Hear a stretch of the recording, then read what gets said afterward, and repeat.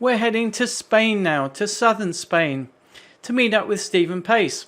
He's a second dan black belt in karate, accomplished surfer and windsurfer. Now Stephen actually runs an organisation called SJS Solutions. He's been involved in contact centres, customer service for many years and has developed some really unique solutions for the contact centre world. So it gives us great pleasure to go to Spain to catch up with Stephen. So tell us a little bit about then, what you guys do today, because I know you're helping with the people in the contact center space, and we all know that the biggest cost in pretty much any contact center is the people, and often they've got they've been at the raw end of the stick. They haven't actually got as much investment in training, in well-being, in motivation. They're often like, oh well, they're almost like the grunts at the end of the call. They're just there taking or making phone calls. So you mentioned neuroscience. I know you also do motivational psychology. So tell us a little bit about how you apply those in the contact center today. Okay, so yeah, I started looking at employee engagement probably about 8 years ago, when it was still quite new. And the only people that were really focused on employee engagement were the really large organisations and the sort of organisations that had the funding and had the money to talk to neuroscientists, talk to training companies, and develop all of these wonderful programs for their employees. Now, I'm not suggesting that just because you're a big organisation you get that part right, but that was really where all of the buzz was around. It was in those big corporations, the Googles of this world, HP, Gap, people like that. And I thought, well, surely we can simplify this. Surely we can create a cost-effective way to teach everybody about the core fundamentals of employee engagement. And I started to do that. So the product that we sell, which is a visual product, became much less important, and what became more important was changing mindsets. So we started to work with customer service managers, and we started to challenge them on the sort of data that they wanted to display using our product. Because they'd often buy our product, and our product would have a lot more flexibility than their existing product. And then they'd create something that looked the same as their existing product. So I'd go back to them 6 months later and say, well, how are you getting on with the product? What do you think? Oh yeah, it's really good, it looks nice. So, well, show me what you've done. I'm like, that's the same stuff that you had before, it just looks nice. Why are you displaying these numbers? And then I started to look at neuroscience. Now, the neuroscience is a personal journey that I'm going on. And you've heard of Tony Robbins, right? Yes. Okay, so I'm a Tony Robbins graduate from years ago. I've been to his courses and sent probably about, 12 or 13 of my friends and family to his courses. My kids went, my son went when he was 16. So because of being involved with Tony, he tends to get involved with really innovative people that are ahead of the curve. And he sent me an email about this guy called Joe Dispenza, and he's a neuroscientist. And if you ever get a chance to look at him, I could talk about Joe for hours. I know we haven't got time for that, but if you're interested in the way the brain works and neuroscience, then Joe Dispenza is definitely somebody to look up on YouTube. So I started to study some of his stuff, and I started to study some of David Rock's stuff. He's another neuroscientist. And David developed a system known as SCARF. Now, SCARF stands for Status, Certainty, Autonomy, Relatedness, and Fairness.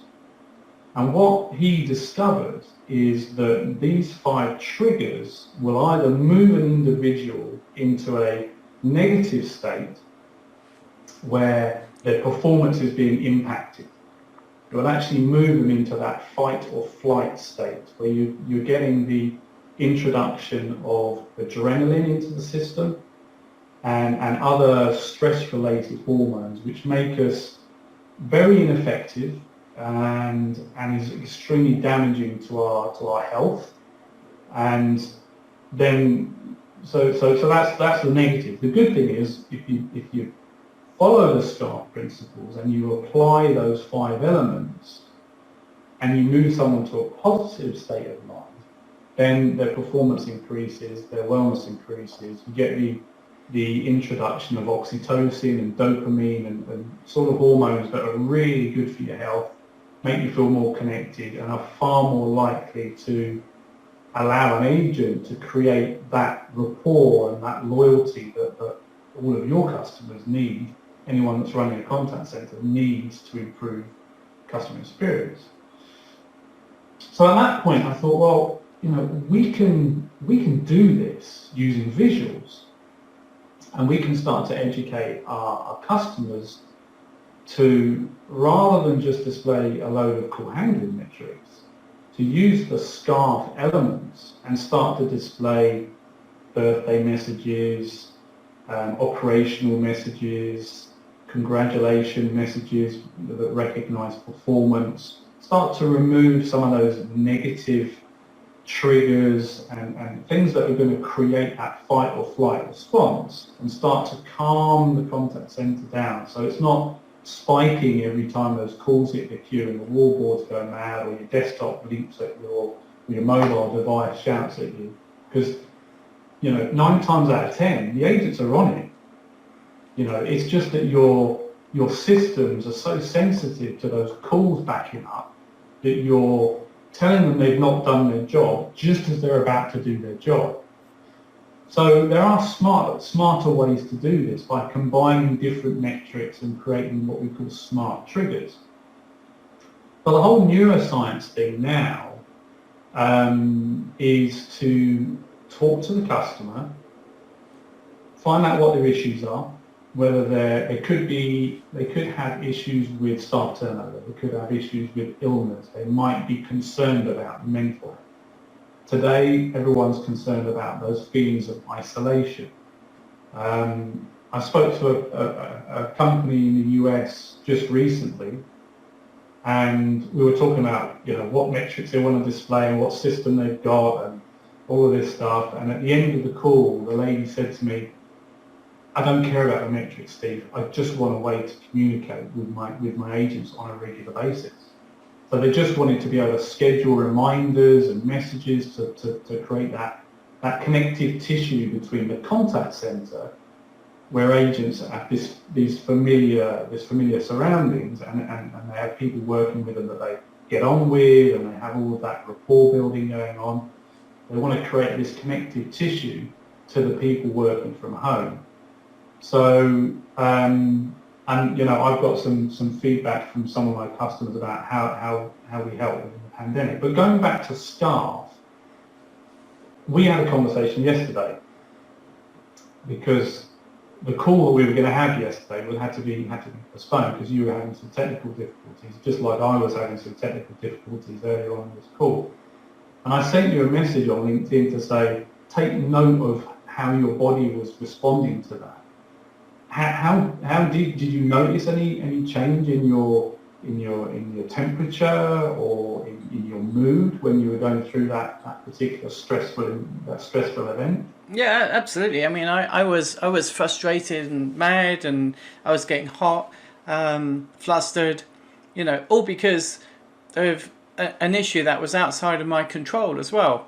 It was nothing to do with it was kind of related to what I did, but it was just a stupid situation managed by a third party that caused me all these issues. So yeah, I was really mad. Let's take that as an example then. Sure. Let's apply SCARF to it, because I think it's really, really good that happened, and we can apply SCARF to it so the people listening to this video can understand how this affects human behaviour. So if we think about SCARF and let's take, you mentioned that it was out of your control. So you said one of the reasons that you were frustrated was it was out of your control. And so if you look at the C and the A in SCARF, that's certainty and autonomy. So you had no autonomy because you couldn't control the problem, you couldn't fix the problem, and you didn't know how long it was going to last for, so you had a lot of uncertainty. Now, if we apply that to a contact centre, when we only display, for example, call handling metrics, and we don't tell the agents what's going on operationally, and calls start coming in, and they're complaining about a service failure, an outage, a product that's incorrect, or something like that, if as managers we knew this was going to happen, we could give that information to those agents and increase their certainty. Now, when you increase someone's certainty, and you pre-warn them and you tell them, as of Wednesday, don't say this, say that, or as of Wednesday, don't forget to promote this product, or as of Wednesday, we have a new way of saying our company name, or whatever it might be, you prepare them. So when the call comes in with the complaint, the agent already knows what it's about because they've been prepared. So their stress levels are pretty static. The call comes, something's happened, blah, blah, blah, why is this not happening? You say, well, actually, Mr. Customer, I can tell you exactly why it's not happening. It's because of a failure in this system. It's out of our control. It will be fixed within 2 hours, 3 hours. We're going to compensate you with a voucher or whatever it might be. So you give them certainty, you give them autonomy, and you reduce their stress. The experience that they have with the customer is better, and you're looking after the well-being of the agent. So in your case, you had no autonomy and you had no certainty. You also felt that it was unfair, that it was happening to you, and felt that it was unfair. That's the F in staff. And the other thing that you're probably going through is because you feel like it's only happening to you, and it has a reflection on your on you as an individual and on how professional you are, it lowers your status, which is the S. So you've got S for status, C for certainty, A for autonomy, and then you've got R for relatedness. Now, if I called you up and said, Raj, are you having a problem with your communications? Because mine's gone down. Immediately your stress levels would reduce because now we have a relationship and we can talk about the same problem. And we don't have a lot of relatedness at the moment in contact centres because everybody's remote.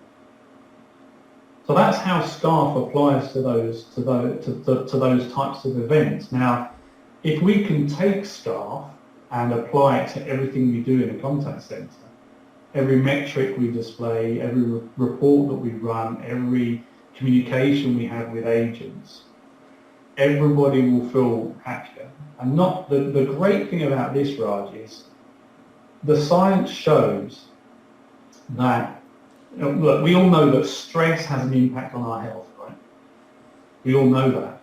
But the science now shows that if you're in a stressful environment on a continuous basis, they've proven that it actually down-regulates your genes. So that means your body is unable to produce the quality of cells and the level of health that you used to because you're actually changing your genes. Now, the great thing about this is, for any managers that are out there, if you can be SCARF compliant and if you can focus more on mental health and wellness, not only will your agents perform better, but you will lengthen their lives and you will improve their health. So for me, it's a massive opportunity, and it's really where my passion lies. Now, my passion doesn't lie in wallboards or dashboards or whatever you want to call them. That's not why I come to work every day. It's not why I still do this. The reason I've been doing it for 20 years is because I'm passionate about helping people. And I think if you run a contact centre and you're not aware of this stuff, you don't need to have a degree in neuroscience, because what we do is we simplify it. But if you're not aware of this stuff and you're not aware of the levels of stress that your agents are under and how that's impacting their lives, I think that's a bit of a missed opportunity. Absolutely. It's really interesting because I think, you know, some of your interest in this area also relates back to the fact that you did fitness, you taught karate. You're always helping people with, you know, improving their health and wellness, and you know that kind of fits in nicely to where you are today.